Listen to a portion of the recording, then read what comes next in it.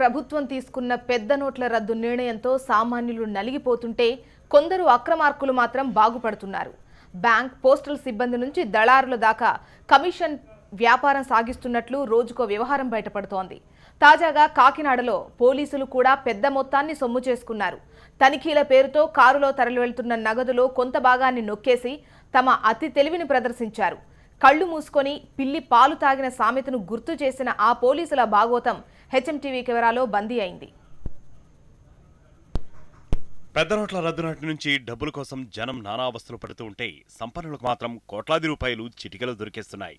తూర్పుగోదావరి జిల్లా కాకినాడలో ఇటీవల పెద్ద మొత్తం నగదు బయటపడింది. దీనికి సంబంధించి పోలీసులు ఒకరిని అరెస్ట్ చేసి నగదు తరలిస్తున్న కారును సీజ్ చేశారు. అయితే ఆ కారులో ఉన్న మొత్తం నగదు ఎంత, కారులో ఎంతమంది ఉన్నారన్నది బయటకు తెలియనీయకుండా సీక్రెట్ గా వ్యవహరించారు కాకినాడ రూరల్ పోలీసులు. భారీ మొత్తంలో నల్లధనాన్ని మర్చిన కొందరు వ్యక్తులు ఓ కారులో కొత్త నగదు తరలిస్తున్నట్లు పోలీసులకు సమాచారం అందింది. దీంతో కొవ్వాడ రైల్వే గేట్ వద్ద కాపు కాశారు. అంతే, ఆ కారు అనుకున్నట్లే వచ్చింది. తనిఖీలు చేయాలంటూ కారును ఆపిన పోలీసులు క్షుణ్ణంగా పరిశీలించారు. అందులో 4 వ్యక్తులున్నారు. మొత్తం 84.5 లక్షల నగదు దొరికింది. అవన్నీ కొత్త 2000 నోట్లు, 100 నోట్లు. అవి చూడగానే మనసు మార్చుకున్నారో ఏమో వారితో సెటిల్మెంట్ చేసేసుకున్నారు. అందులో కొంత నగదు నొక్కేసి 18 లక్షలను పోలీస్ స్టేషన్లో అప్పగించారు.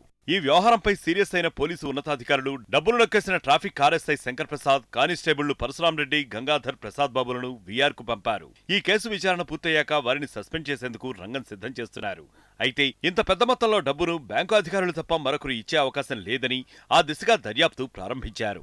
నోట్ల మార్పిడి వ్యవహారం ఓ పెద్ద ముఠాపనిగా పోలీసులు భావిస్తున్నారు. అరెస్ట్ అయిన వ్యక్తి రామచంద్రాపురం సమీపంలోని ఓదూరు గ్రామానికి చెందిన మూర్తినేడి రామకృష్ణ అని, మరో 3 అనపర్తి మండలం పులుగుర్తకు చెందిన వారిని పోలీసులు గుర్తించారు. కేంద్రం ప్లాస్టిక్ కరెన్సీ ముద్రణకు నిర్ణయించింది.